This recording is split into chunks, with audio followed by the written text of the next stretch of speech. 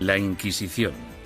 La Iglesia la inventó para salvar almas humanas, sin embargo acabó produciendo un sufrimiento humano inenarrable. La palabra Inquisición conlleva imágenes de tortura y crueldad. La tortura se utilizaba simplemente para sonsacar confesiones. Entre sus víctimas se incluyen Juana de Arco y Galileo, pero ¿sabemos realmente qué sucedió y por qué? Básicamente, todo lo que se ha afirmado sobre la Inquisición es erróneo por defecto. Y es erróneo porque nunca hubo acceso a la realidad que se escondía detrás de la Inquisición. La Inquisición. Ciudad del Vaticano, octubre de 1998. En una petición de examen de conciencia sin precedentes y en honor al año jubileo 2000, el Papa Juan Pablo II convoca a un tribunal especial de historiadores y académicos para celebrar un simposio sobre lo que él mismo denominó una fase tormentosa en la historia de la Iglesia, que hoy en día se conoce como la Inquisición. Para ayudar al tribunal en su investigación, el Papa anuncia la apertura pública de los archivos secretos de la Inquisición, unos archivos que habían estado fuera del alcance de los académicos durante casi 200 años. El pontífice, de 79 años de edad, se enfrenta así a una de las cuestiones más cruciales en su trayectoria. ¿Debería la Iglesia Católica pedir disculpas por los pecados cometidos durante la Inquisición? El tema es un polvorín de controversia, incluso entre los historiadores. Yo creo firmemente que esta disculpa era innecesaria, porque la Iglesia no fue responsable de la mayoría de las persecuciones que hemos tenido en el pasado europeo. La Iglesia sí tiene alguna responsabilidad desde un punto de vista histórico. Fuera lo que fuere lo que la Inquisición hizo mal, no se puede decir que no fuera responsabilidad del papado. Todos los académicos deben afrontar una cuestión central y perturbadora. ¿Cómo pudo una institución como la Iglesia convertirse en el instrumento a través del cual se destruyeron miles de vidas humanas durante 6 siglos?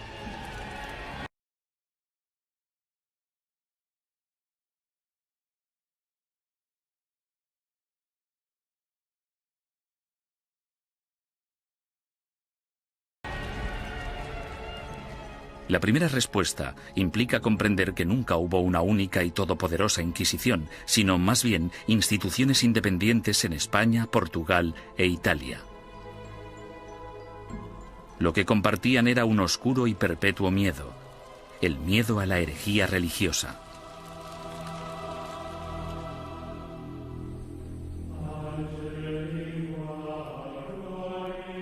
Año 1100 después de Cristo. El corazón de la Alta Edad Media. Una frágil alianza de reinos y provincias, conocida como el Sacro Imperio Romano, ocupa gran parte de lo que hoy conocemos como la Europa moderna. Tras la conversión del emperador Constantino al cristianismo y durante casi 800 años, la religión considerada antaño como una secta insurgente se convirtió en la única fe legal, penetrando en todos los niveles de la vida personal, social y política. El cristianismo latino-europeo simbolizaba no solo la fuerza civilizadora en un mundo bárbaro, sino también la promesa de la salvación después de la muerte.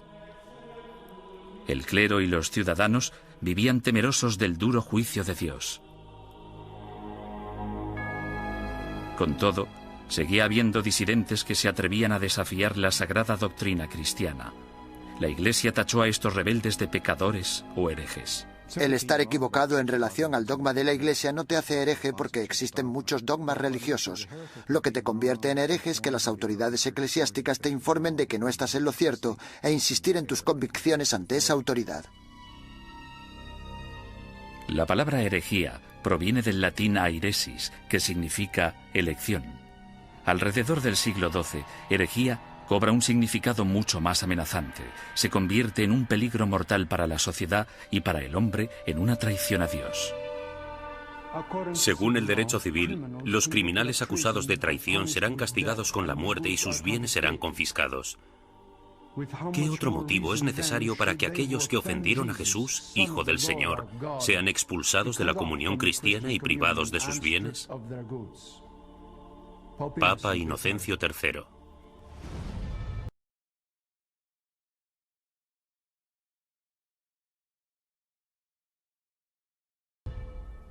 A pesar de la posición inamovible de la Iglesia en considerar esto un delito, los grupos de pensamiento libre siguieron emergiendo e insistiendo en interpretar a Dios a su manera.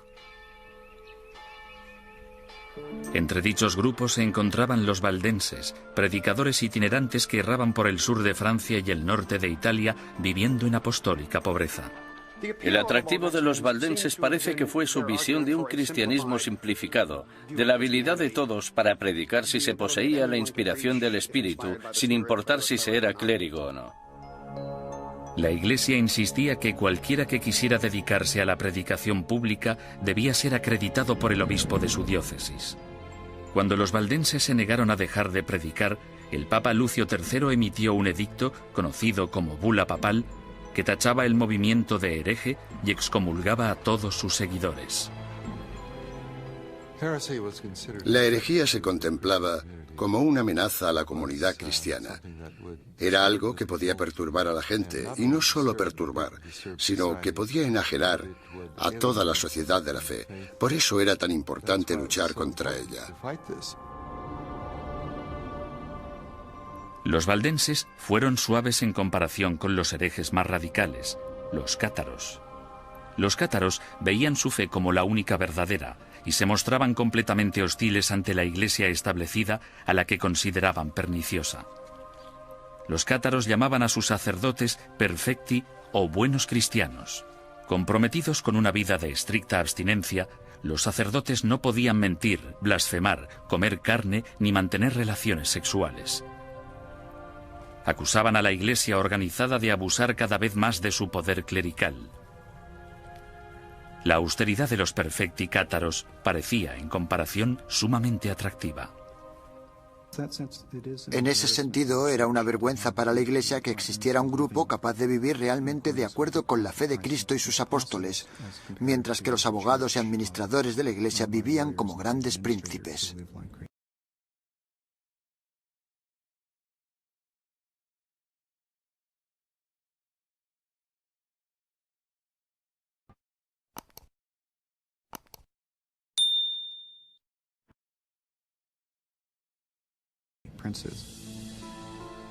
Alrededor del siglo XIII, Europa era un foco de herejía.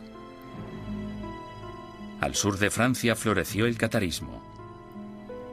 La tensión aumentó hasta que una conspiración cátara asesinó a un representante papal que predicaba en la región del Languedoc en el año 1208. Ultrajado, el Papa Inocencio III reclamó una nueva cruzada en contra de los herejes. Lo que hizo fue básicamente pedir a la nobleza del norte de Francia que se trasladara al sur del país y que convenciera a los nobles de la región, que no perseguían al movimiento cátaro, de que lo hicieran y que propiciaran las condiciones adecuadas para erradicar a los cátaros del mundo rural. El Papa denomina esta guerra santa contra sus semejantes cristianos la Cruzada Albigense, en honor a la catedral francesa de la ciudad de Albi. Las atrocidades que cometieron sus cruzados del norte se convirtieron en legendarias. Los perfecti cátaros, fácilmente identificables por sus atuendos negros, eran asesinados en el acto. Los perfecti no intentaron esconderse, en parte porque la muerte les liberaba de este terrible mundo material en el que el Dios mezquino les había sumergido. Tenían una tímida tendencia al martirio. Sin embargo, tras años de matanzas, los astutos perfecti decidieron desprenderse de su atuendo distintivo y camuflarse gradualmente. A pesar del celibato, incluso empezaron a viajar con mujeres afirmando que eran sus esposas. El Papa Inocencio III volvía a enfrentarse al mismo rompecabezas del principio. El objetivo de la Iglesia era esparcir la salvación y un hereje muerto solo era bueno para el diablo. El pontífice en apuros consideró el sistema judicial del momento. El procedimiento habitual, el acusatorio, forzaba a la parte injuriada a hacer una acusación pública. Si la parte acusadora no conseguía probar su caso, entonces ésta era castigada del mismo modo en que habrían castigado al acusado. Este proceso hacía que incluso los que tenían una queja real se mostraran reacios a presentar una acusación. Inocencio III se dio cuenta de que esas reglas no servirían para su objetivo a largo plazo. En el año 1215, el Papa congregó a todos los líderes cristianos en el Cuarto Concilio de Letrán, celebrado en Roma. Inocencio utilizó el encuentro para anunciar sus nuevas normas para la persecución de herejes y clérigos descarriados. La Santa Inquisición había nacido.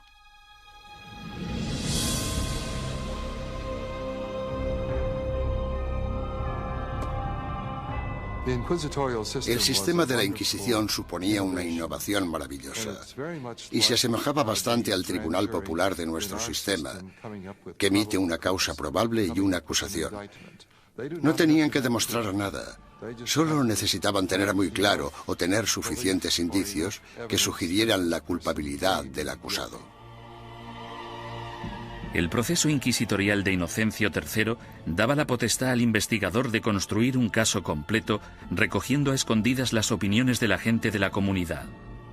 En 1231, el Papa Gregorio IX inicia un concurso público para el nombramiento de nuevos agentes especiales, llamados inquisidores de la depravación hereje.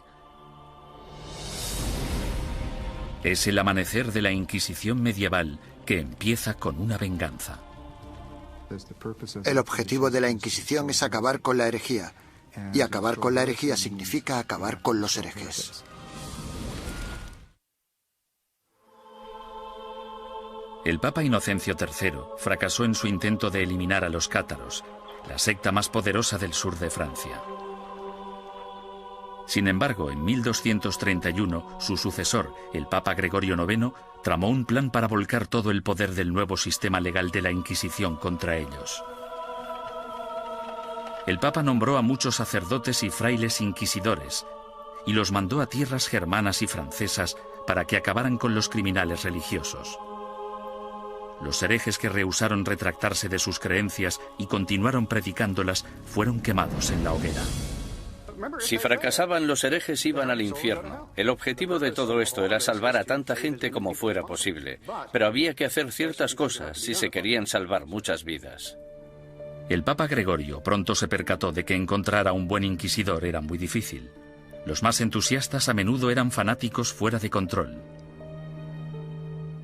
Conrad de Marburg, el más célebre de los primeros inquisidores, convenció a Gregorio IX de que había descubierto una secta secreta alemana llamada los luciferinos. El modus operandi de Conrad consistía en reclutar a una pandilla de linchamiento, arrestar a los supuestos herejes y ofrecerles dos opciones: retractarse o arder vivos.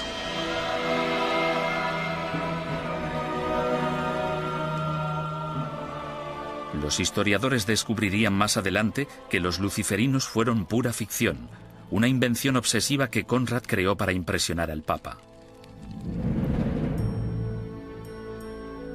El inquisidor papal del norte de Francia no era mejor.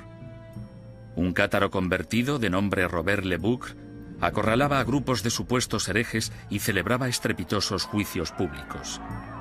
En un suceso devastador, 183 cátaros fueron interrogados, sentenciados y quemados vivos en un solo día. Tras años de protesta por parte de los obispos franceses, el Papa finalmente se dio cuenta de que Robert era un extremista peligroso, por lo que le retiró de su cargo y lo encarceló. Había que hacer algo, y tenía que haber alguien mejor para hacerlo que estos individuos, devotos, aunque extremadamente incompetentes y peligrosos. Este fue el momento en el que Gregorio IX se fijó en los dominicanos. Fundada por Santo Domingo en 1216, la Orden Dominicana estaba capacitada para realizar el trabajo de inquisidor. Educados como teólogos, los dominicanos estaban habituados a la vida en la calle y a predicar contra la herejía. A mediados del siglo XII, Gregorio IX ordenó a 4 docenas de inquisidores dominicanos que buscaran y procesaran a los cátaros, los valdenses y a los demás grupos herejes. El pontífice anunció de forma oficial a sus obispos la llegada de los inquisidores a los burgos y pueblos de Francia, Italia, Alemania y España. Ordenamos que se les reciba amablemente y que se les trate con honor, dándoles buenos consejos, ayuda y apoyo, de tal modo que puedan realizar la tarea que les ha sido encomendada. En esta carta, Gregorio IX pedía a sus obispos mucho más que simple hospitalidad. En su búsqueda de herejes, los inquisidores papales necesitaban confiar en información interna, rumores y otras habladurías recogidas gracias a una red informal de clérigos informadores que trabajaban como espías.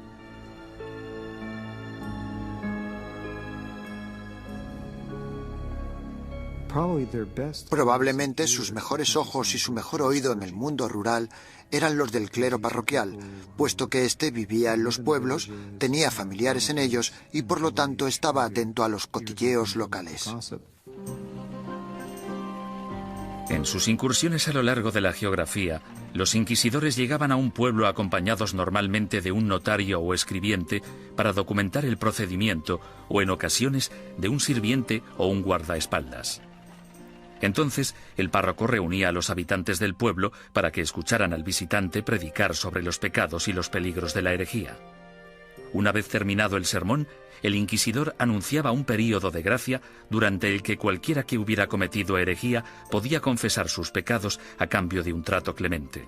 Los que temían ser acusados o habían cometido herejía y tenían remordimientos de conciencia debían actuar durante el período de gracia, porque si lo confesaban después de dicho período, es decir, después de que se iniciara una investigación sobre ellos, la confesión no se consideraba tan sincera como si la hubieran hecho durante el período de gracia.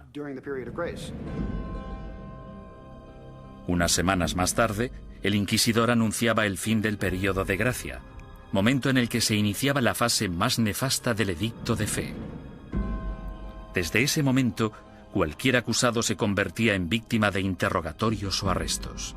Y dado que la información siempre se daba en secreto, el inquisidor animaba a todos los buenos ciudadanos a que denunciaran a cualquier vecino que creyeran que podía ser hereje. El objetivo de las inquisiciones generales, de los edictos de gracia y los edictos de fe, era conseguir que entrara y saliera tanta gente como fuera posible de la oficina del inquisidor. Y para ello utilizaban el miedo, el terror y el interés propio.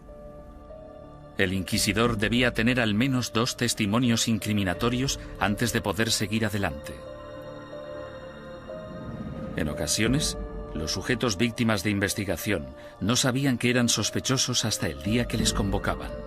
Durante el procedimiento inquisitorial, la mayoría de las pruebas se recopilaban antes de que tuvieras conciencia de que había una investigación en marcha. Cuando te informaban del caso, la investigación ya había finalizado. Bastante diferente al sistema actual. Conscientes del peligro de las acusaciones falsas o maliciosas, los inquisidores intentaban diferenciar las mentiras de la verdad. Cuando hacían subir al estrado a un acusado por primera vez, le hacían nombrar a todos sus enemigos. Si alguno de esos nombres coincidía con cualquiera de los nombres de la lista de testigos, el inquisidor debía desestimar ese testimonio. Sin embargo, las protecciones legales se acababan aquí. El acusado nunca llegaba a saber el nombre de quienes le acusaban, ni tampoco los motivos por los que se le acusaba. Era muy complicado demostrar tu inocencia una vez acusado por los inquisidores.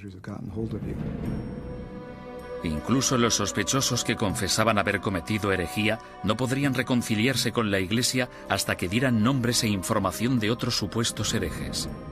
Si obstaculizaban la investigación, se arriesgaban a sentencias de cárcel y a perder todas sus propiedades. Si no cooperabas, los inquisidores podían reducir tu ración de comida y encadenarte a la pared. Por tanto, el principal método para conseguir que la gente confesara era simplemente encerrarlos durante largos periodos de tiempo y dejarles reflexionar. ¿Cómo llevaban los inquisidores su trabajo tan en secreto? Han sobrevivido algunos manuales prácticos dándonos una aproximación fascinante a ese período. Uno de ellos, llamado Conducta de interrogación relacionada con la depravación hereje, fue escrito por un inquisidor retirado, Bernard Guy, en el año 1324. Guy, cuyas hazañas inspiraron la novela histórica En el nombre de la rosa, ofrece docenas de investigaciones en las que recoge 17 años de experiencias de primera mano en lo que él denomina su cruzada personal contra la herejía. El objetivo de la Inquisición es acabar con la herejía. Y para acabar con la herejía, debemos acabar con los herejes. Bernard Guy, 1324. Los inquisidores se consideraban realmente una organización de combate. Eran bastante conscientes de que existían herejes y simpatizantes por todas partes y estaban muy motivados para deshacerse de ellos. En 1376, el inquisidor Nicolás Aymeric de Aragón escribió el libro Directorium Inquisitorium. En él, describía la tenacidad y el compromiso que debía tener un inquisidor de los siglos XIV y XV, e incluso incluyó una lista práctica de trucos inteligentes utilizados para engañar a los sospechosos para que confesaran. Uno de los trucos que me asombró fue el de sentarse con una vitela pequeña en las rodillas y mirarla y comprobarla mientras la persona da su testimonio. Luego, en algún punto dices, no, lo que estás diciendo no puede ser verdad. Está clarísimo que no me estás diciendo la verdad. Y entonces el sospechoso, sometido al interrogatorio, piensa que lo que tienes es la declaración de otra persona cuando en realidad solo tienes una vitela en blanco.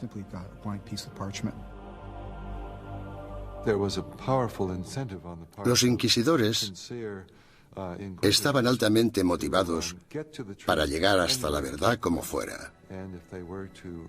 Y si era necesario, pisotear algunos derechos de los acusados, pues se hacía en nombre de la verdad. Existe otro aspecto espeluznante en el trabajo del inquisidor: la tortura. En la Edad Media se consideraba un método aceptable para la detección de mentiras siempre que hubiera razones suficientes para justificarla. En el siglo XX, cuando hablamos de tortura, pensamos en violencia física para obligar a la gente a decir la verdad. En aquel entonces, se trataba de un método para averiguar si el acusado estaba diciendo la verdad. Y este era el rol inicial de la tortura. Era un instrumento legal que entraba en juego en un momento dado del caso y bajo unas circunstancias muy específicas. Antes de 1252, la Iglesia prohibía a los inquisidores que utilizaran la tortura en sus investigaciones. Pero tras el asesinato del inquisidor Pedro Mártir en Lombardía a manos de los cátaros, el Papa Inocencio IV abrió la veda y dejó que métodos antiquísimos, en especial la tortura, entraran en la lucha contra la herejía. El oficial o párroco debe obtener de todos los herejes que capture una confesión mediante la tortura, pues de hecho son todos ladrones y asesinos de almas. Papa Inocencio IV. Por lo tanto, la tortura no fue algo inventado por los inquisidores. En este caso, solo seguían los dictámenes de la ley. La tortura se destinaba a dos tipos de prisioneros: los que se negaban a retractarse y los que parecían saber más de lo que contaban. Los inquisidores escogían la técnica de la tortura, pero dejaban el trabajo en manos de torturadores profesionales, expertos en causar dolor. Para empezar, debían describir la tortura a la persona. Luego debían mostrar los instrumentos de la tortura al acusado. Y tras dar 3 o 4 pasos como estos, el acusado sufría alguno de esos métodos de tortura. Sin embargo, dicho acusado podía decir en cualquier momento: ya he tenido suficiente. La estrapada era uno de los métodos de tortura más populares en la Edad Media y el Renacimiento. Las manos del acusado se le ataban a la espalda y a una cuerda que se colgaba de una viga en el techo. En algunas ocasiones se añadían pesos en los pies de la víctima. Una vez izado, se bajaba al prisionero y se le volvía a levantar de un tirón o se le sacudía violentamente. Los atornilladores de piernas o las prensas de espinillas eran instrumentos mecánicamente más sofisticados para causar dolor. Con cada vuelta de tornillo, más aguda se volvía la presión sobre las piernas del prisionero. En medio de toda esta mutilación se encontraba el notario del inquisidor, apuntando con esmero y fidelidad los acontecimientos de la sesión y listo para anotar la confesión tan pronto se produjera. El clero justificaba todo esto como un acto de benevolencia. Al fin y al cabo, si la tortura llevaba a la confesión, el injuriador podía finalmente reconciliarse con Dios y recibir la salvación. Si la confesión se realizaba durante la tortura, el proceso consistía en liberar al acusado de los instrumentos de tortura y permitir que se recuperara. Luego se le repetía la pregunta para comprobar si el acusado solo se había dejado llevar por el miedo al dolor o si realmente había dicho la verdad. Con todas esas técnicas a su disposición, no resulta sorprendente que los inquisidores fueran convincentes en casi un 90% de los casos. ¿Podía la herejía estar realmente tan extendida? ¿O eran los inquisidores los que utilizaban su poder para asustar a la gente y obligarles a hacer confesiones falsas? En mi opinión, uno de los mayores problemas a la hora de trabajar con los informes de la Inquisición es determinar hasta qué punto podemos creer nada de lo que está escrito en ellos, porque los inquisidores, si querían, podían hacer confesar casi todo a cualquiera. Aunque para los culpables de herejía, lo más temido era el día del juicio. No podías hacer nada para huir de ellos, porque estaban obligados a ejecutarte.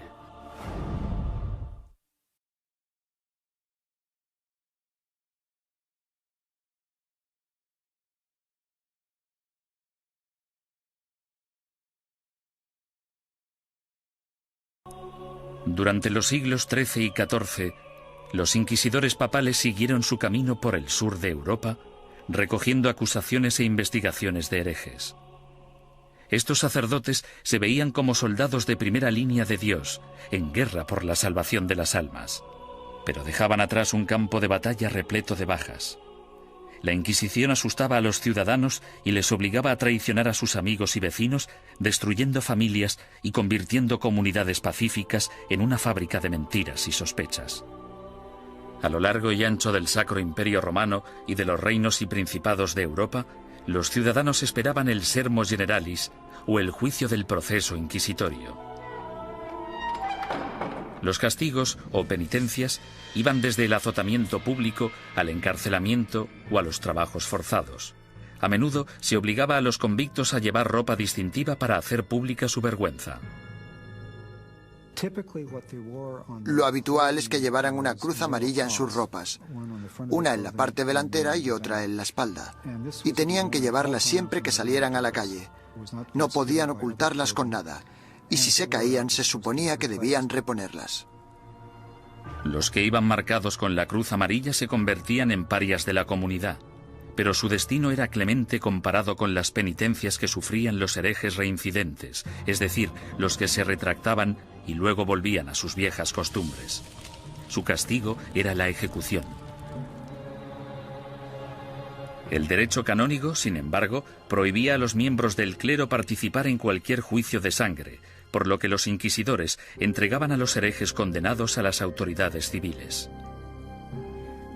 Los inquisidores derramaban algunas lágrimas de cocodrilo y decían algunas palabras con la esperanza de que las autoridades civiles mostraran clemencia con esa gente. Sin embargo, su mayor deseo era que los condenaran a la hoguera. Cuando la Inquisición entregue a los culpables de herejía al poder civil, el magistrado de la ciudad deberá hacerse cargo de ellos en el acto y, en un periodo máximo de 5 días, deberá ejecutar las leyes hechas contra ellos.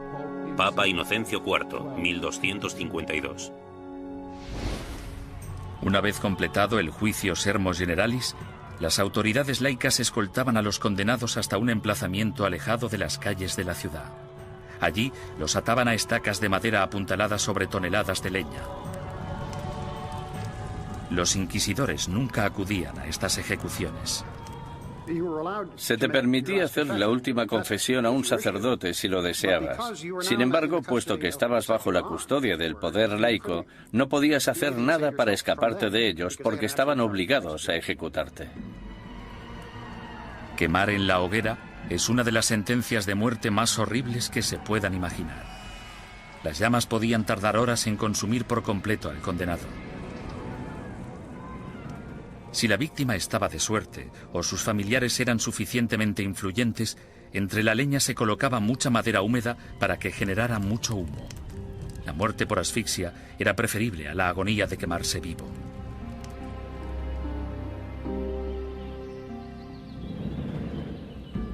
Ni siquiera la muerte podía liberarte de las garras de la Inquisición. En ocasiones, personas que habían muerto hacía años recibían acusaciones post-mortem y eran condenadas por herejía. Se saqueaban sus tumbas y se lanzaban sus restos a la hoguera. Desgraciadamente para la familia del fallecido, lo peor aún estaba por llegar.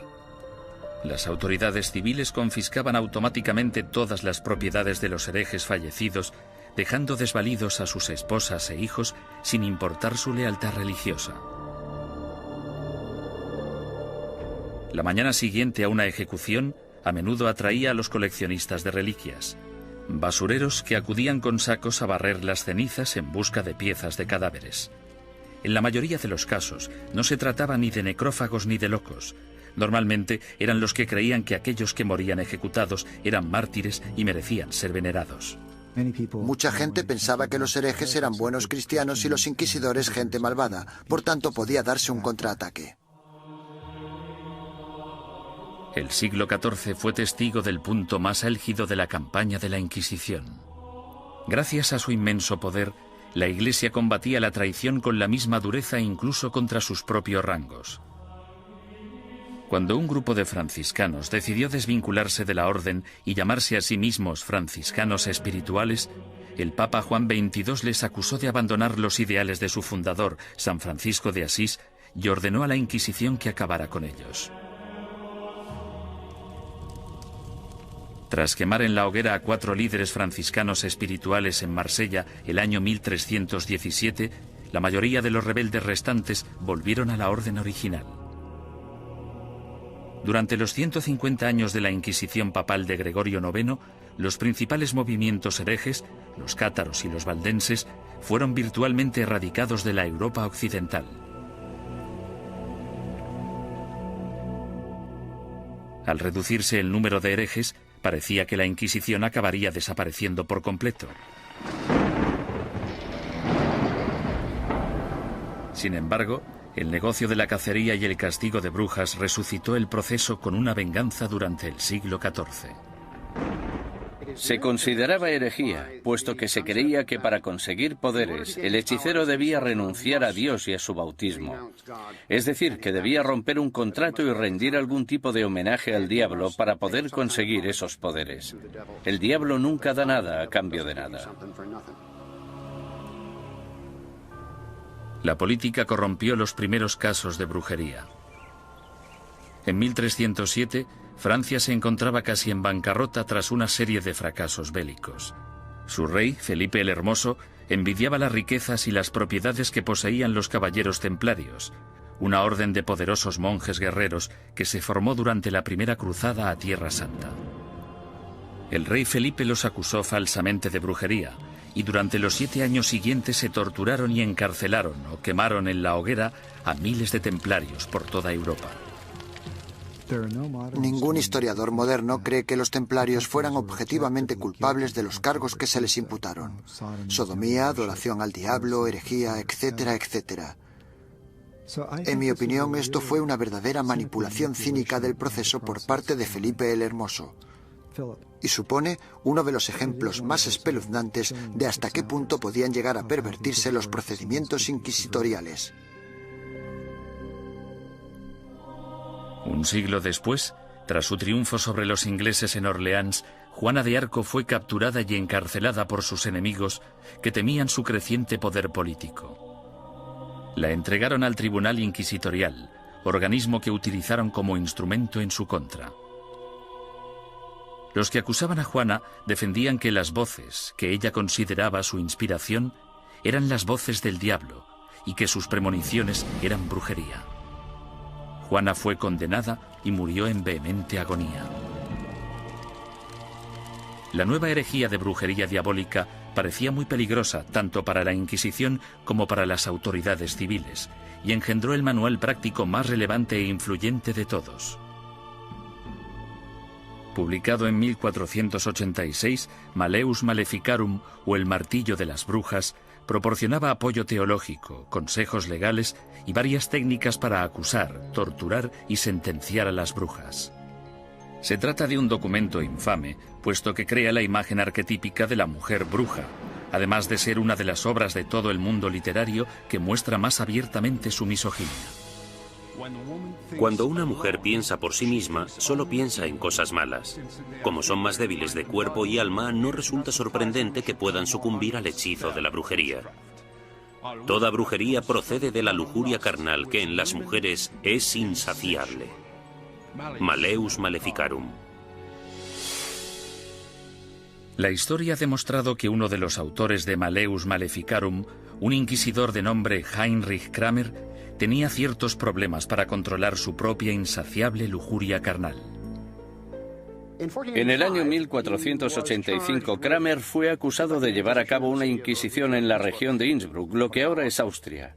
Él mismo se buscó los problemas porque la mayoría de los interrogados eran mujeres y las preguntas tenían relación con sus actividades sexuales. Alarmado por la manifiesta obsesión sexual de Kramer, el obispo ordenó que destituyeran al inquisidor y que liberaran a todos sus prisioneros.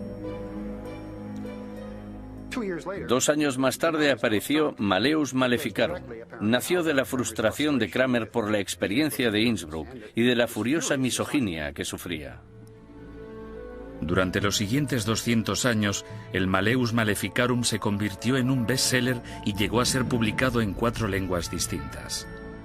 Estaba destinado a convertirse en la principal fuente de inspiración de los cazadores de brujas laicos, católicos y protestantes que aterrorizarían Europa y Norteamérica durante los siglos XVII y XVIII. Durante el siglo XV, sin una nueva política ni postura por parte del papado, la Inquisición empezó a desvanecerse poco a poco. Por lo general, los tribunales inquisitoriales se mantenían en activo solo si un inquisidor en particular quería seguir persiguiendo la herejía.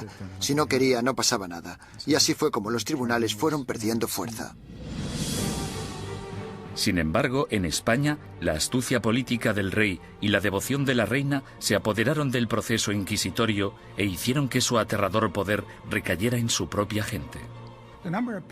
El número de personas que se quemaban vivas en una misma hoguera era pasmoso, incluso para los estándares actuales.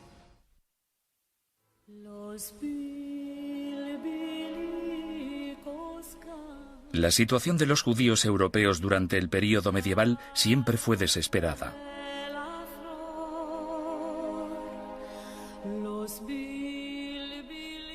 Expulsados de una nación tras otra, a partir del siglo IV, algunos finalmente se establecieron en España.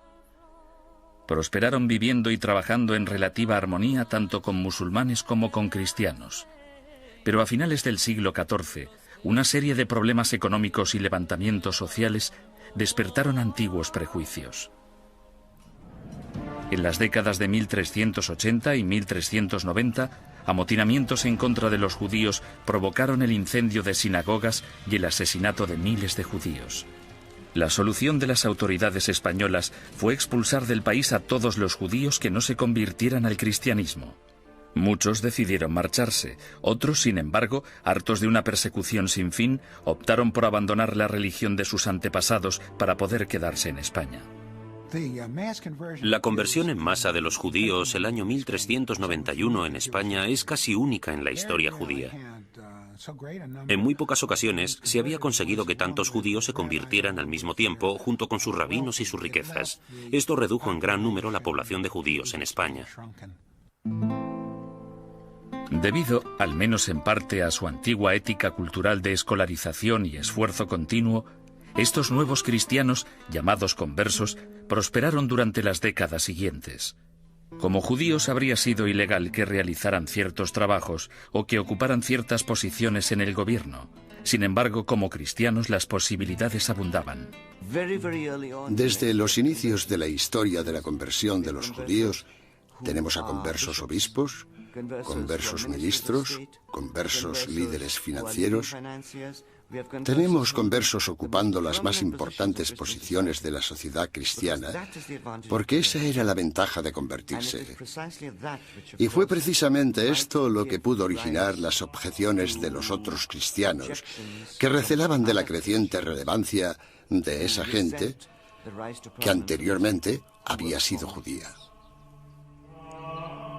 En tan solo unas pocas generaciones, miembros de la Iglesia Católica de España empezaron a acusar a estos nuevos cristianos de practicar secretamente la religión judía mientras mantenían una fachada apropiadamente cristiana. Este fenómeno judaizante era en parte verdad, puesto que algunos conversos, aunque se autoproclamaban cristianos, mantenían costumbres que habían heredado de sus antecesores. La dimensión de la llamada actividad judaizante era más de carácter cultural que religiosa. En otras palabras, realizaban ciertas cosas que sus padres y sus abuelos habían hecho y en las que no veían nada particularmente malo, como encender velas el sábado. Muchos de ellos creían que encender velas el sábado no tenía nada inherentemente conflictivo con el catolicismo.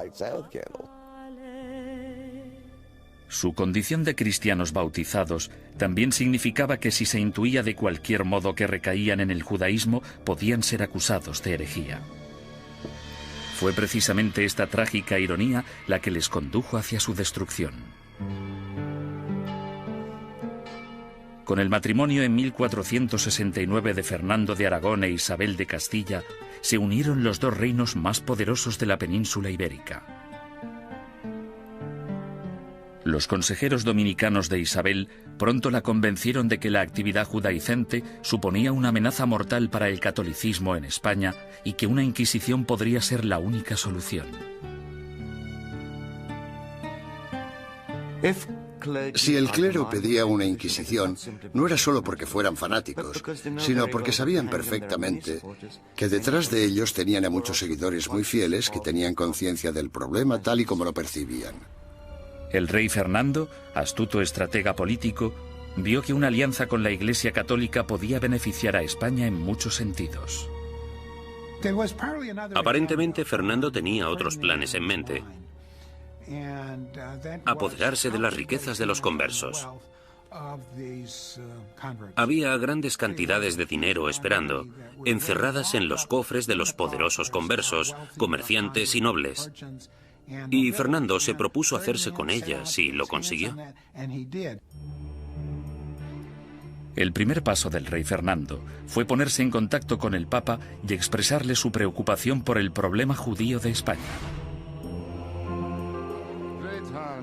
Es enorme el daño que los cristianos sufren con el contacto, las relaciones y la comunicación con los judíos, que siempre intentan de un modo u otro seducir a los leales cristianos y apartarlos de nuestra santa fe católica. Fernando el Católico. Bajo la presión del insistente rey español, el Papa Sixto IV emitió una bula papal que instauraba una inquisición para erradicar la depravación hereje en España y que iba dirigida a los conversos judíos. Esta nueva Inquisición española fue algo completamente distinto a todos los demás tribunales inquisitoriales anteriores.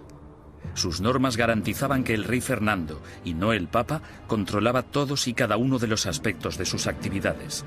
El tribunal de mayor grado, llamado la Suprema, consistía en 6 o 7 hombres nombrados personalmente por el rey.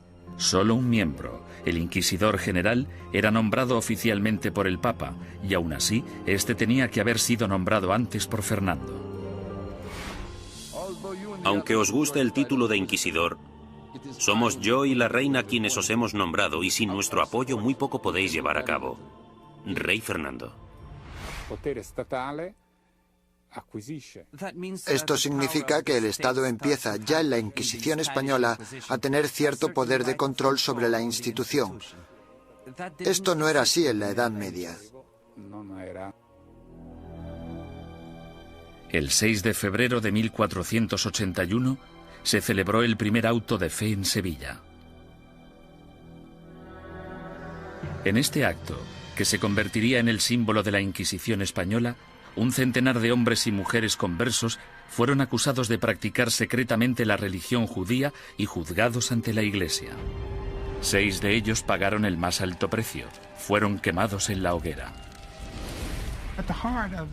En mitad del auto siempre se celebraba una ceremonia. Los dominicanos elegían a sus mejores oradores, los que tenían la voz más fuerte, y en ocasiones los sermones duraban media hora, 1, 2 horas. Los participantes eran despojados de toda dignidad. Se les afeitaba la cabeza, desnudaban a las mujeres y a los hombres, se afeitaba la barba a los hombres.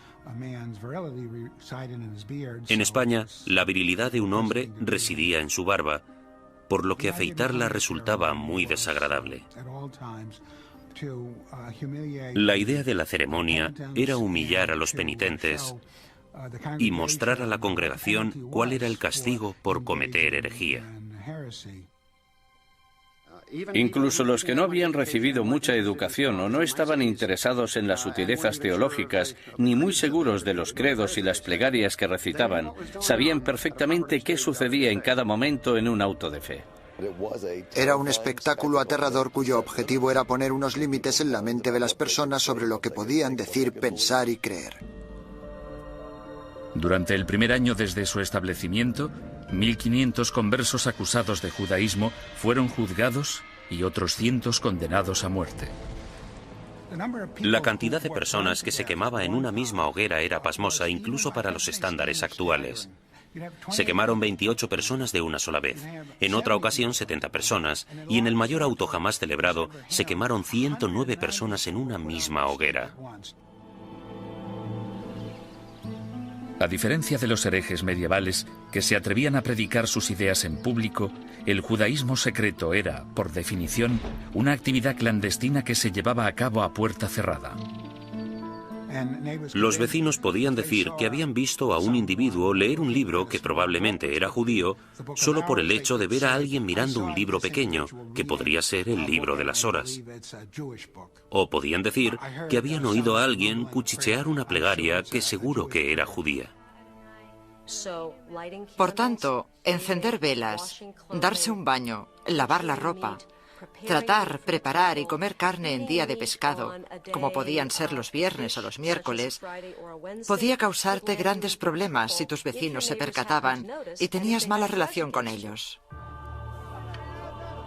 Las acusaciones provocaban más acusaciones.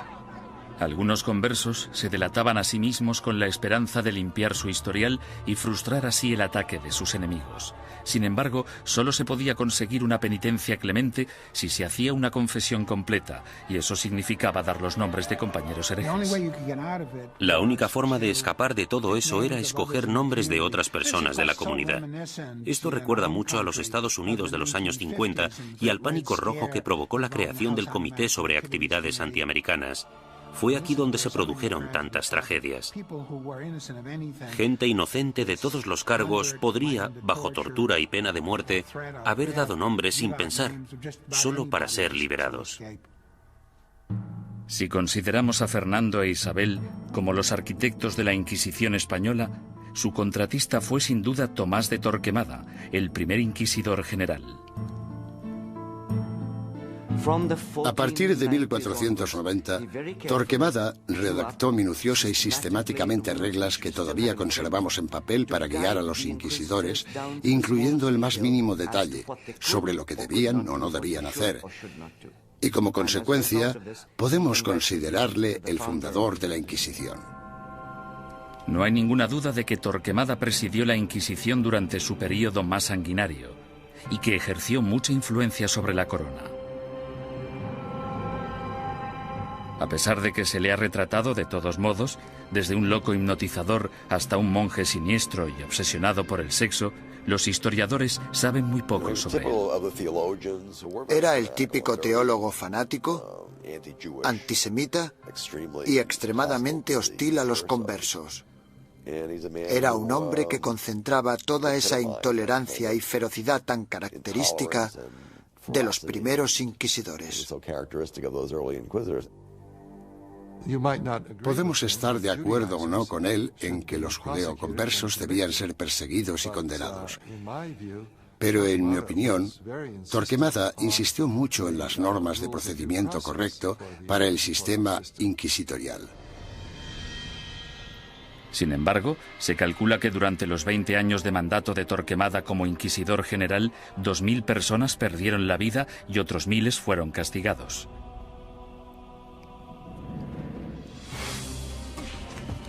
A ello se le sumó un alocado complot de asesinato que selló el destino de los judeoconversos españoles y aseguró el papel de la Inquisición en España durante los siguientes 200 años.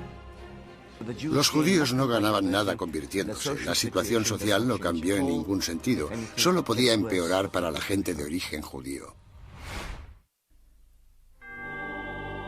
5 años después de su nacimiento, la Inquisición se encontraba en plena forma, ganándose a pulso su temible reputación. Los conversos españoles, los judíos convertidos al catolicismo, no podían acudir a ningún lado en busca de justicia.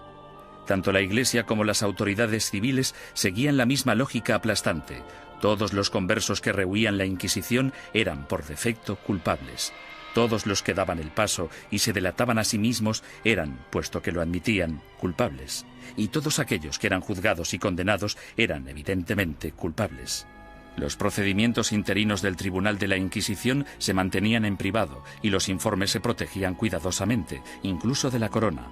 Cuando la Inquisición española arrestaba a alguien, esa persona simplemente desaparecía en la cárcel hasta que la Inquisición acababa con ella. Los familiares y amigos quedaban a la espera, llenos de preocupación y sin poder ayudar. Los españoles convirtieron este hecho en un verdadero fetiche, el secreto. Me refiero a que este era uno de sus principios fundamentales, la creencia de que el prestigio de la institución dependía en gran medida de la capacidad de mantener intacto el secretismo. Para los acusados, la naturaleza surrealista y casi arbitraria del proceso generaba terror. No existía ningún juicio. Eran más bien audiencias tras las que el prisionero volvía a su celda. Después de todo el sufrimiento, que podía prolongarse durante semanas o meses, el acusado podía no llegar a saber los crímenes de que se le acusaba. Se le exigía constantemente, a veces bajo amenazas de muerte, que confesara. El acusado tenía que inventar explicaciones sin saber la naturaleza de la denuncia que se había interpuesto contra él. Y esto, a menudo, llevaba al encarcelamiento masivo de prisioneros que se negaban a confesar, porque creían que no tenían nada que confesar, y probablemente tenían razón. El 15 de septiembre de 1485, algunos conversos furiosos decidieron tomarse la justicia por su mano. Como inquisidor, Pedro Arbués se arrodilló delante del altar de la Catedral de Zaragoza. 8 asesinos le atacaron con cuchillos.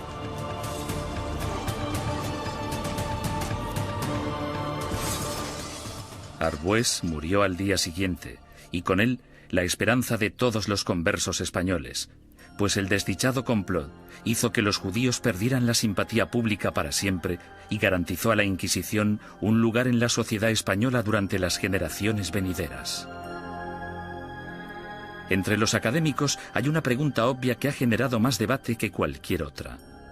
¿Practicaban realmente los conversos el judaísmo en secreto o fueron simplemente cabezas de turco de la intolerancia?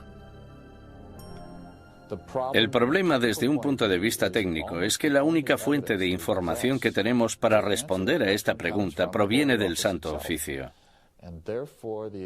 En consecuencia, el tema a tratar es, ¿debemos creer totalmente en los hermanos del Santo Oficio que investigaron a los conversos? ¿O debemos pensar que fue básicamente un fraude, una gran exageración basada en falsos testimonios? A petición del inquisidor general Torquemada, en marzo de 1492, el rey Fernando emitió otro edicto de expulsión. Se daba a los judíos 4 meses para aceptar el bautismo o abandonar España. Durante los meses siguientes, casi la mitad de la población judía de España, unas 40.000 personas, abandonó el país. Los demás se quedaron y se convirtieron al cristianismo. Simplemente cayeron en la misma trampa que habían tendido a sus antepasados judíos hacía 100 años. Por tanto, los judíos no ganaban nada convirtiéndose. La situación social no cambió en ningún sentido. Solo podía ir a peor para la gente de origen judío. No lloréis a vuestra partida, pues vosotros tenéis que beber vuestra propia muerte de un sorbo, mientras que nosotros tenemos que quedar atrás, entre esta gente malvada, recibiendo la muerte de ellos cada día. Juan de León, judío español converso. En 1499, la orden de expulsión se amplía para incluir a todos los musulmanes no convertidos de España. Durante los casi 25 años siguientes, una serie de rebeliones, expulsiones y bautismos forzados generan otra clase social de nuevos conversos al cristianismo, los moriscos. Lo que tenemos aquí es el mismo escenario que el de los conversos. Un grupo de gente que pertenecía a otra cultura y a otra religión y que ahora eran teóricamente cristianos. Esta era una situación hecha a medida que la Inquisición utilizó para apartar a los musulmanes y hacerles practicar el cristianismo. Las persecuciones de moriscos se triplicaron durante los siguientes 100 años. Sin embargo, estos no pudieron o no quisieron adaptarse. Finalmente, en 1609, las autoridades españolas decidieron que los moriscos eran imposibles de convertir y los expulsó a todos. El odio por la Inquisición española era tan intenso entre los musulmanes como entre los judíos. En su intento de conservar el catolicismo como la única religión de España, la Inquisición española encarceló a ciudadanos inocentes, confiscó propiedades, destruyó familias y mandó a miles de personas a la muerte. Lo que no utilizó muy a menudo, según los historiadores, es lo que la ha hecho tan famosa: la tortura. Una de las cosas que se han podido afirmar con seguridad gracias al reciente estudio de la Inquisición es que la tortura se utilizó en muy pocas ocasiones en dicha institución. La tortura se utilizaba única y exclusivamente para sonsacar la confesión, y una vez se había conseguido, la tortura cesaba. Los inquisidores se enfurecían si sus subordinados torturaban a individuos demasiado viejos, demasiado enfermos, leprosos o supuestos enfermos mentales. Tampoco querían que se torturara a niños. Pero no importa la poca frecuencia de uso, la Inquisición tenía reglas concisas sobre cómo ejercer la tortura. A los prisioneros, ya fueran mujeres u hombres, se les desnudaba. Solo se les cubría sus partes íntimas. No todo el clero de entonces practicaba el celibato, y todos los que lo practicaban no eran capaces de contemplar una escena de estas características una y otra vez sin sentir el más mínimo arrebato de sadismo o satisfacción sexual. Decir que esto podía prolongarse durante siglos es no comprender en absoluto la naturaleza de la sexualidad humana. La garrucha, versión modernizada de la estrapada medieval, se convirtió en el método de tortura más común. El potro, probablemente el instrumento de tortura más famoso de todos, también era muy efectivo, aunque tenía algunos inconvenientes. Su uso no podía prolongarse porque una de las reglas vitales de la tortura era que la Inquisición no podía derramar sangre. Si se vertía una gota de sangre, la tortura debía suspenderse. La toca, o tortura con agua, se convirtió en la favorita de los inquisidores españoles. Durante el terrible sufrimiento, la boca del prisionero se mantenía abierta a la fuerza y se introducía una pieza de ropa por la garganta. Luego se vertía agua por la garganta, de modo que la pieza de ropa quedaba empapada y provocaba al prisionero violentos espasmos. Durante la Inquisición española, la tortura no podía aplicarse más de 3 veces y nunca durante más de 15 minutos. Las afirmaciones que hacían los prisioneros no eran legales, a no ser que las ratificaran 24 horas después, lejos de la sala de tortura. Hubo inquisidores que rompieron las reglas, aunque lo hicieron por ignorancia, más que por malicia. El buen juez debe hacer caso omiso de los gritos, lloros, suspiros, temblores o del dolor del acusado. Y toda tortura debe realizarse con tal cuidado que el acusado no se vuelva loco, ni quede herido, lesionado ni indebidamente angustiado. J. Damunder, testigo ocular de las torturas. Se les pedía que siguieran las normas del libro, eso era todo. Yo no he encontrado, sinceramente, demasiados indicios de que se rompieran dichas normas.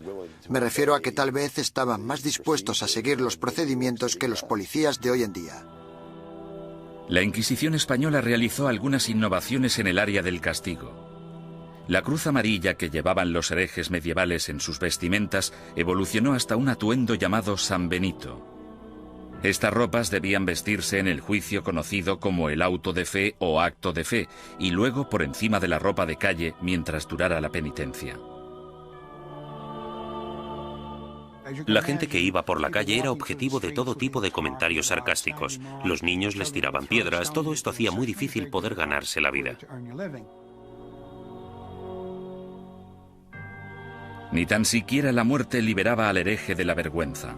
El hábito con el que se enterraba al difunto se colgaba en la parroquia del lugar para recordar a todo el mundo en la ciudad que esa persona y su familia estaban relacionados con la herejía. Muerte y humillación no eran los únicos escollos de la Inquisición. Uno de sus castigos más temidos era convertirse en esclavo en las galeras españolas. Se cree que este castigo fue invención del mismísimo rey Fernando. No tenía nada que ver con la religión, la herejía ni cualquier otra cosa. Pero el rey Fernando se percató de que mucha de esta gente estaba siendo castigada con penas del todo inútiles y pensó, buena idea, ¿por qué no utilizamos a esta gente? Porque yo necesito remeros en mis barcos. Después de la muerte, ser enviado a las galeras era el castigo de la Inquisición española más temido. No puedo imaginarme nada peor que ser esclavo en las galeras. Yo casi preferiría que me quemaran. Al menos acabaría rápido. Durante la expulsión del año 1492, miles de judíos cruzaron la frontera con Portugal, engrosando allí la población judía y reanimando viejas tensiones raciales. A causa de los alborotos resultantes, los judíos portugueses fueron obligados a convertirse al cristianismo, y en 1532 el rey Juan III insistió en que Portugal tuviera su propia Inquisición. Durante 10 años, los ricos conversos portugueses utilizaron todas las formas de persuasión posible, incluyendo enormes sobornos, para convencer al Papa de que no instaurara una Inquisición en su nuevo santuario. Muchos conversos españoles se fueron a Portugal y de hecho pronto superaron en número a la comunidad portuguesa. Dichos conversos creían que en Portugal estarían a salvo hasta que, evidentemente, los portugueses instauraron su propia Inquisición y todo cambió. La Inquisición portuguesa se puso a trabajar de inmediato con los sospechosos de siempre. Entre 1547 y 1580 se celebraron 34 autos de fe en Portugal con casi 2000 penitentes y 169 ejecuciones. Las persecuciones fueron tan letales que los conversos, la mayoría de los cuales apenas habían emigrado a Portugal desde España, decidieron volver a su tierra natal y enfrentarse a lo que parecía el mal menor de las dos malvadas instituciones. Tras la conquista militar española del Imperio Azteca en 1521 por Hernán Cortés, los conversos portugueses y españoles pronto emigraron a las Américas en busca de un nuevo comienzo. Pero la Inquisición española les siguió de cerca e inició investigaciones en la recién fundada Ciudad de México. En 1528, 2 conversos españoles fueron quemados en la hoguera tras el primer auto de fe celebrado en tierras del Nuevo Mundo. Las primeras oleadas de sacerdotes españoles también consideraban su deber guiar a la población americana lejos de sus creencias paganas y ayudarles a adoptar el cristianismo. Tras un periodo inicialmente optimista sobre lo que se creía una conversión extendida, la segunda generación de prelados españoles en el Nuevo Mundo empezó a tener dudas sobre si los indios seguían siéndolo a escondidas después de ser bautizados, del mismo modo que se creía que los conversos seguían siendo judíos tras el bautismo. En contra de la política estricta y reacia aplicada tanto a judíos como a musulmanes en España, la Suprema finalmente decidió que los indios simplemente eran incapaces de asimilar las creencias cristianas y que, por tanto, estaban fuera del alcance de la conversión. Sin embargo, la Inquisición pronto se enfrentaría a su mayor enemigo hereje de todos los tiempos, el protestantismo. Y en ocasiones incluso fueron torturados por la Inquisición, lo que parece muy injusto, pero eran protestantes y eran una presa fácil.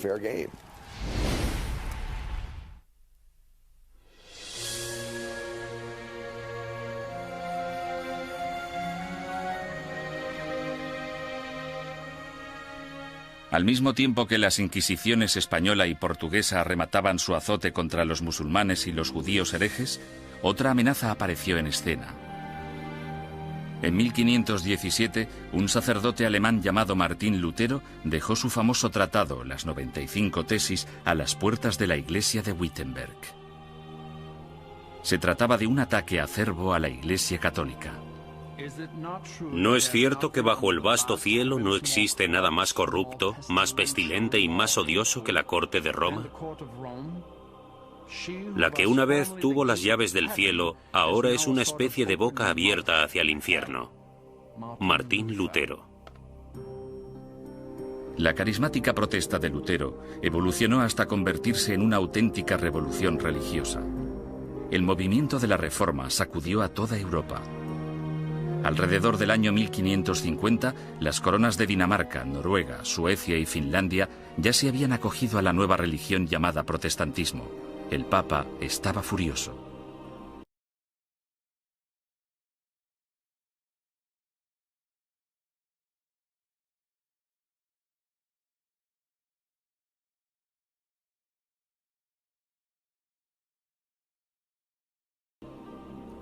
La forma en la que se contemplaba desde Estados Unidos la amenaza soviética de los años 50 y 60 sería muy parecida a la forma en la que Roma en aquel entonces contemplaba la amenaza protestante. Con sus ajetreados puertos y su extensa red europea de comercio, era solo cuestión de tiempo que las ideas protestantes empezaran a viajar hacia la España católica.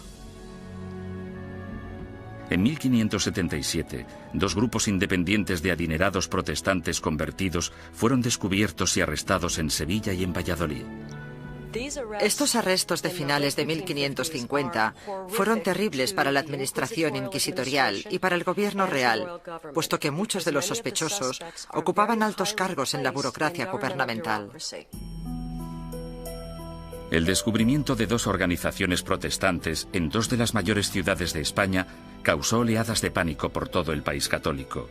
El rey español Carlos V, que había dedicado los últimos 30 años a la lucha contra el protestantismo en Alemania, exigió una purga rápida y despiadada.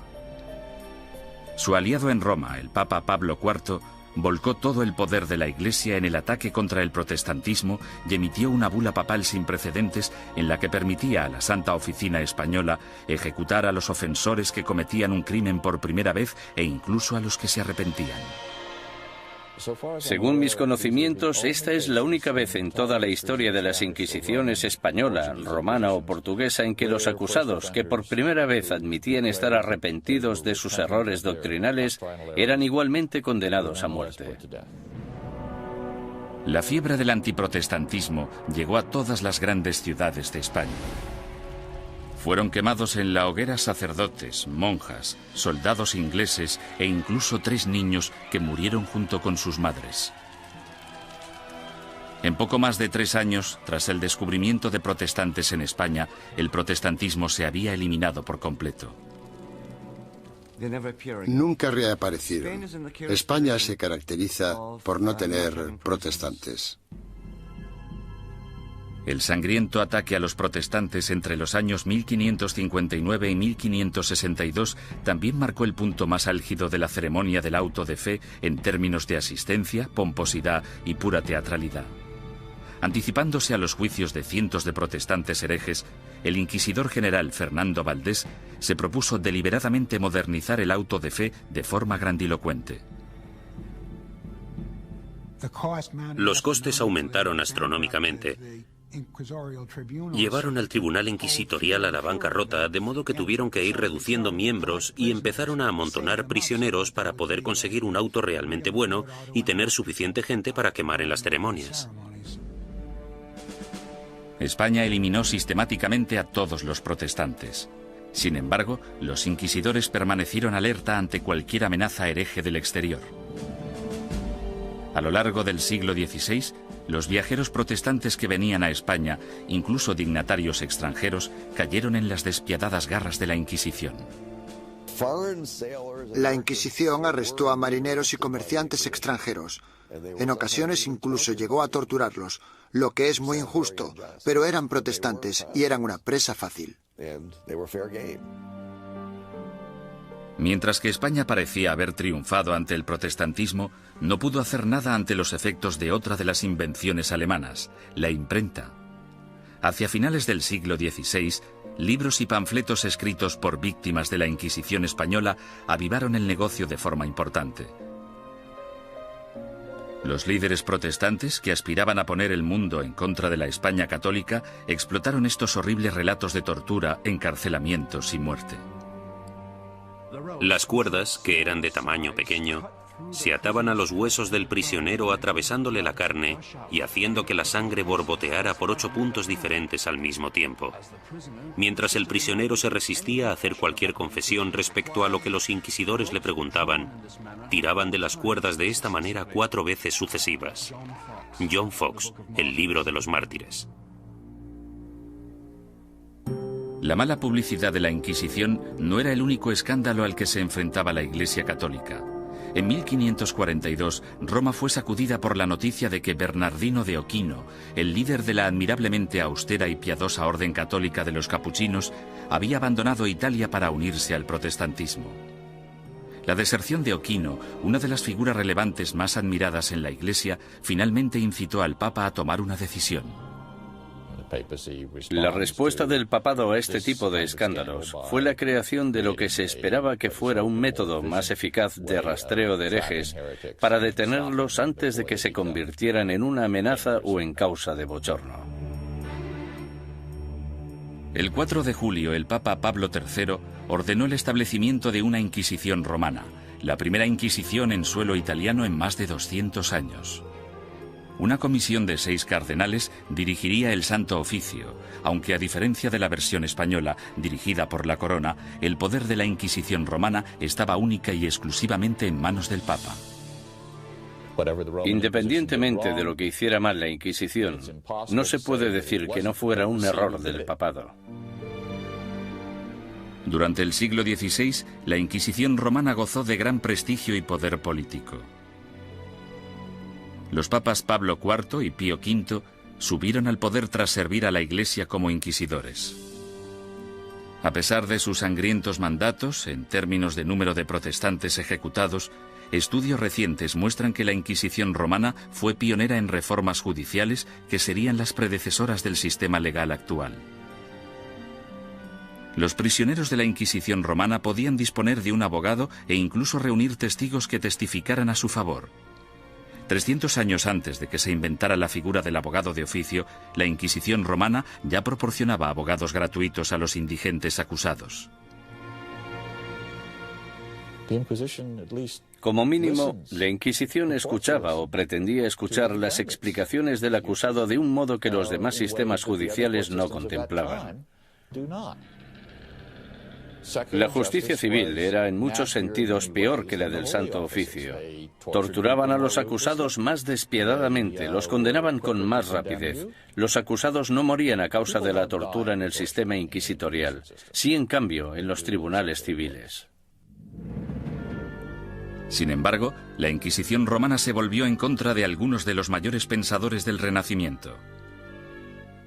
Estaban muy preocupados por el tema de las escrituras y parecía que Galileo las cuestionaba basándose en cuestiones muy controvertidas en aquel entonces. El ataque de la Inquisición romana contra el protestantismo supuso mucho más que arrestos, castigos y ejecuciones. En 1559, el Vaticano publicó su Índice de Libros Prohibidos, en el que listaba cientos de libros y autores considerados peligrosos para la fe y la moral de los buenos católicos. Cualquier ciudadano que poseyera uno de estos libros prohibidos podía ser arrestado. Algunos autores encontraron sus libros listados en este índice simplemente porque una o dos frases sueltas se habían considerado erróneas. Sir Thomas More, político inglés que irónicamente fue decapitado por su lealtad a la religión católica, también fue considerado un autor prohibido. En relación a ciertos pasajes de sus libros, el índice decía: podéis leer este libro, pero debéis saltaros este pasaje. Es cierto que mucha gente famosa aparecía en este índice y, por tanto, estaban prohibidos. Los historiadores cuestionan si dichos índices tuvieron algún impacto real. Hay literalmente miles de títulos en cada índice, y aparte de un grupo de inquisidores y de obispos, pocos sabían exactamente qué estaba prohibido.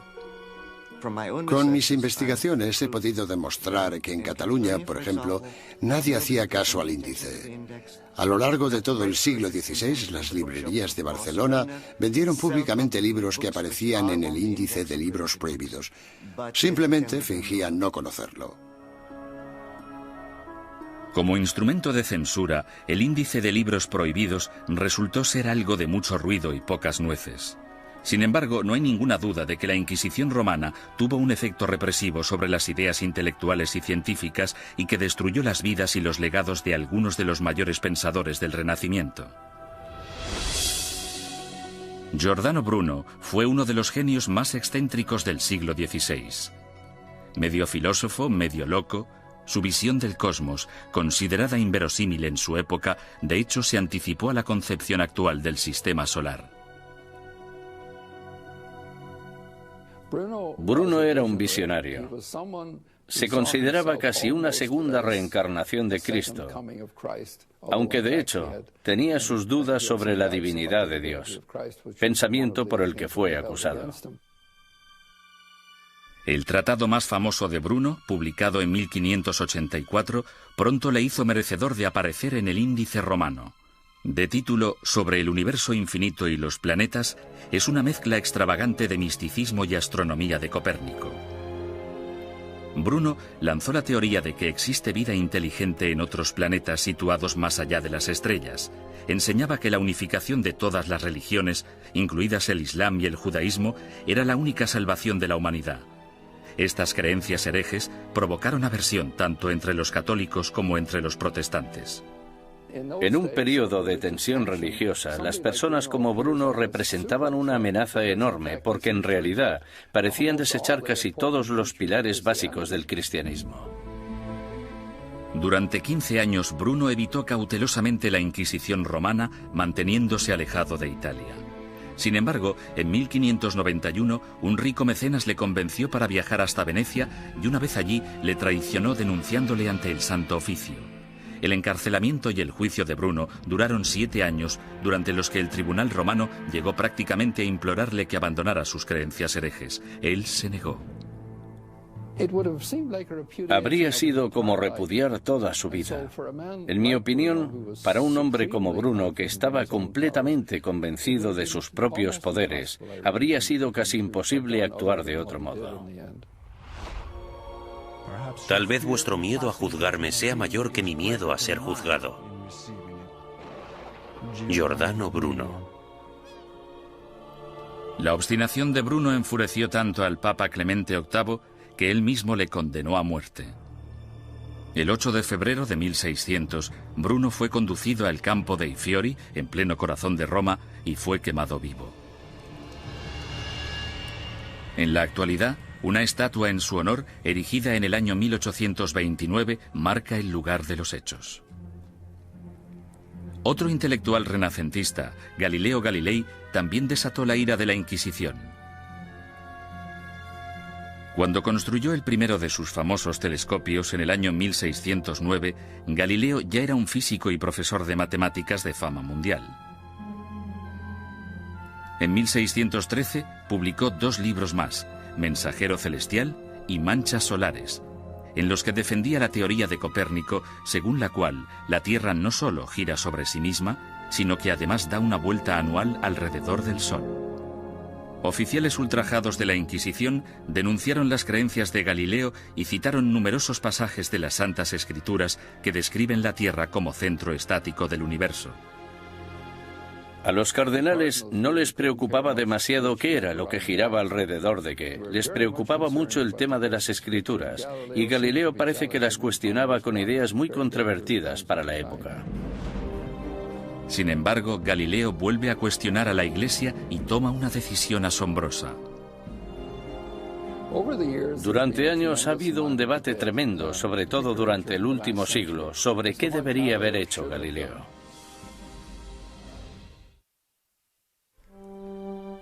En 1616, Galileo evitó ser juzgado y castigado por la Inquisición romana cuando aceptó dejar de enseñar sus rompedoras teorías planetarias.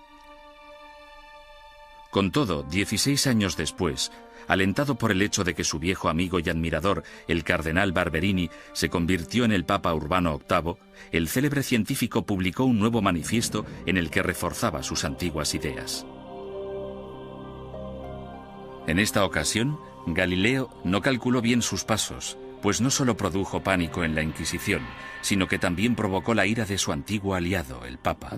En mi opinión fue ese factor, la aversión personal, la oposición personal del Papa, lo que en gran parte hizo que el Santo Oficio procediera como lo hizo. Tenía una gran influencia.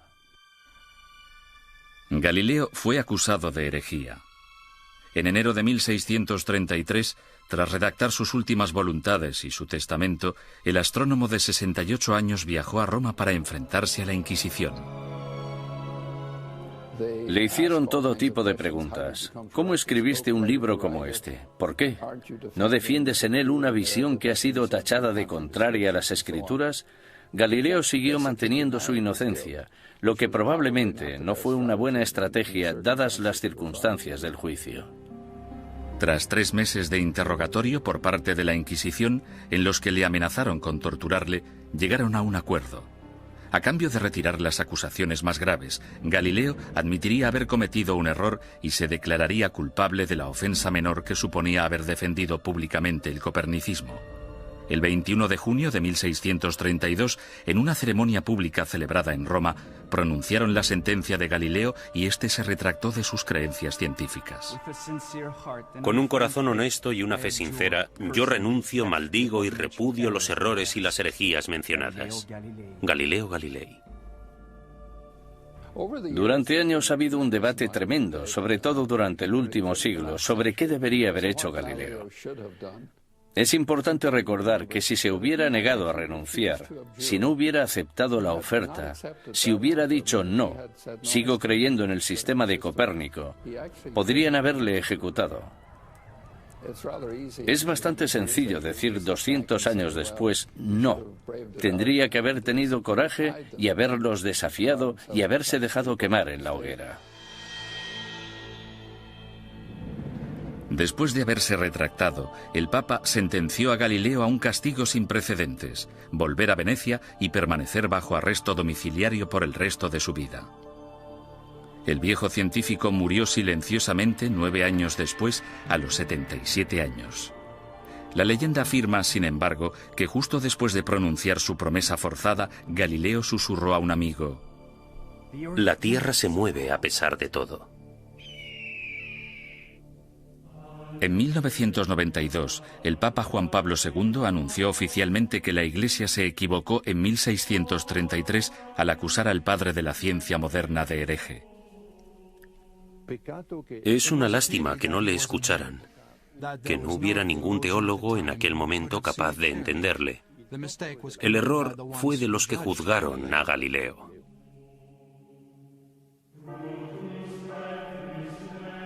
Los siglos XVII y XVIII fueron un período de declive para todas las inquisiciones. En España, aparte de la necesidad de erradicar a los conversos acusados de practicar secretamente el judaísmo, la Inquisición española se centró en la persecución de comportamientos personales inaceptables, como por ejemplo la homosexualidad, la bigamia y el adulterio, así como también los crímenes del clero. Las ceremonias de castigo, los autos de fe, siguieron celebrándose de forma esporádica en el siglo XVIII. Sin embargo, el prestigio de la Inquisición quedó mancillado cuando Felipe II rechazó expresamente acudir al auto celebrado en honor a su coronación. Los propios españoles empezaron a ver la Inquisición como un instrumento anticuado. Y a partir del año 1730 desapareció por completo. Inspirado por los ideales y las reformas de la Ilustración, Portugal empezó a desmantelar su oficina de la Inquisición. Alrededor de 1773, los autos de fe se ilegalizaron y las distinciones entre cristianos viejos y cristianos nuevos se eliminaron de las leyes portuguesas. Fue necesario que el ejército de Napoleón invadiera Italia y España para acabar definitivamente con la Inquisición. Algunas de las primeras acciones del régimen francés al entrar en Madrid en 1808 fueron abolir la Inquisición, confiscar todas sus propiedades y llevarse todos los archivos que encontraron. Napoleón fue incluso más lejos en Roma, donde no solo confiscó los archivos, sino que también se llevó como prisionero al Papa. En 1814, el imperio napoleónico se derrumbó y el Papa Pío VII regresó sano y salvo a Roma. Finalmente, en el año 1820, la Inquisición española fue ilegalizada completamente. Al oír la noticia, grupos de ciudadanos asaltaron el palacio, quemando y destruyendo todos los informes inquisitoriales. Algunas personas cuyos familiares habían sido juzgados no querían que se supiera. Por eso los robaron y los destruyeron. A pesar de la aplastante realidad, el papado se negó a admitir que el final de la Inquisición era inevitable. La Inquisición romana continuó ejerciendo teóricamente, no en la práctica, durante los siguientes 150 años. En 1965, el Papa Pablo VI reorganizó el Santo Oficio llamándole la Congregación para la Doctrina de la Fe. Todavía existe en la actualidad, aunque solo interviene como consejera en asuntos eclesiásticos. No realiza investigaciones ni impone la doctrina de la Iglesia.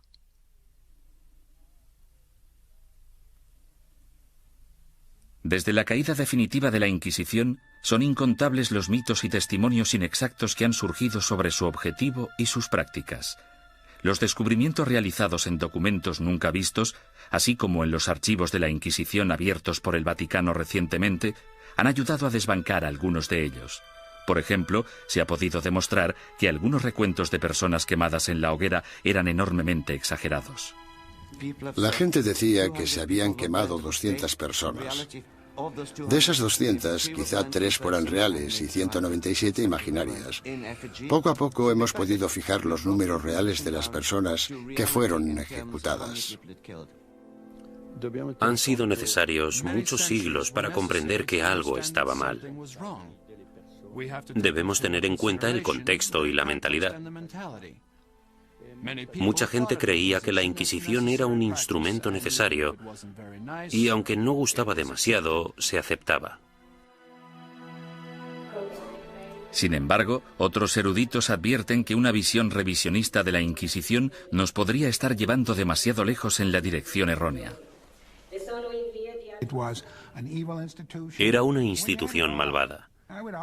Si se mira todo en conjunto, yo diría que la Inquisición fue exactamente como la han descrito, y que no necesitamos un lavado de cara de la Inquisición, más de lo que necesitamos una revisión del Holocausto.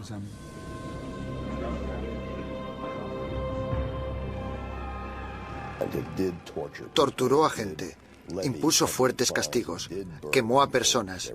Había teólogos fanáticos en las Inquisiciones, había antisemitas en las Inquisiciones. Todo esto es innegable. Hay un hecho que la historia no puede negar. A pesar de que la Inquisición se concibió para el bien de la humanidad, acabó causando un dolor y un sufrimiento humano inenarrables.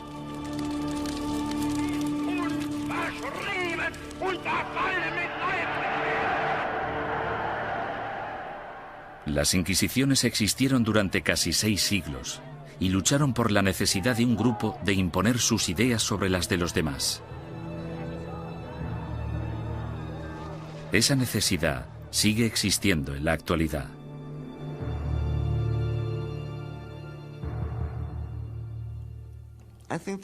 Creo que la lección que debemos aprender de la Inquisición es que no debemos verla como algo único. Es un fenómeno recurrente que se ha dado a lo largo de la historia en todos los países, porque es un fenómeno natural. Es un fenómeno internacional. Es más, es innato en la condición humana utilizar las inquisiciones como método de imposición de nuestras preferencias culturales. El peligro siempre está al acecho. Cuando una sociedad se ve amenazada, sin importar si esa sociedad es una sociedad religiosa como la Iglesia Católica del siglo XVI o una nación-estado del siglo XX, cuando se desafía a una sociedad, el resultado más común es una respuesta violenta que a menudo no está reglada por la ley.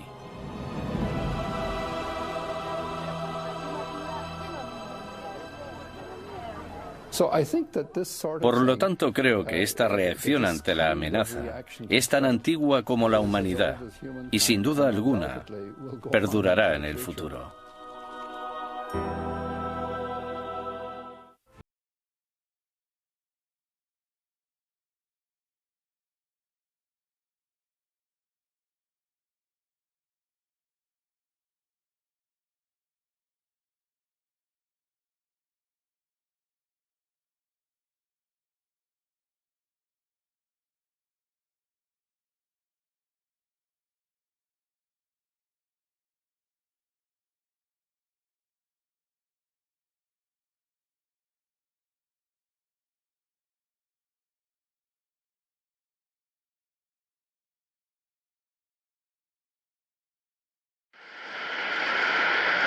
Yo quisiera hacer un llamamiento de manera especial a los hombres del ejército y en concreto a las bases de la Guardia Nacional, de la policía, de los cuarteles.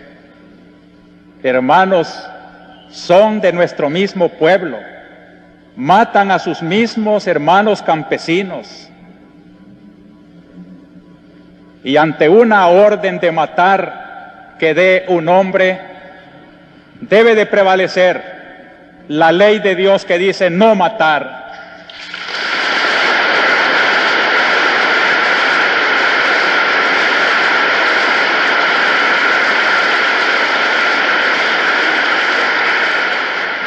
Ningún soldado está obligado a obedecer una orden contra la ley de Dios.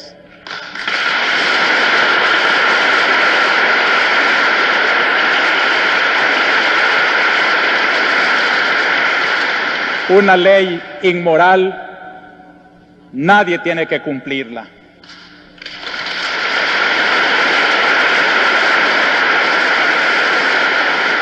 Ya es tiempo de que recuperen su conciencia y que obedezcan antes a su conciencia que a la orden del pecado.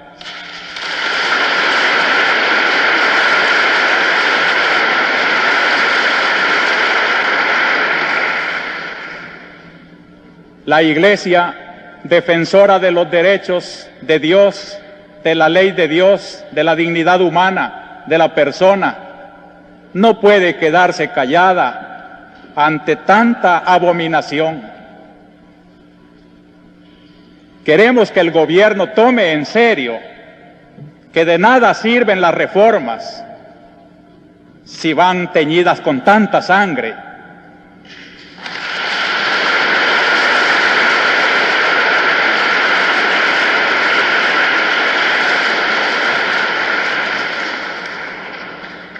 En nombre de Dios, pues, y en nombre de este sufrido pueblo, cuyos lamentos suben hasta el cielo cada día más tumultuosos, les suplico, les ruego, les ordeno en nombre de Dios, cese la represión.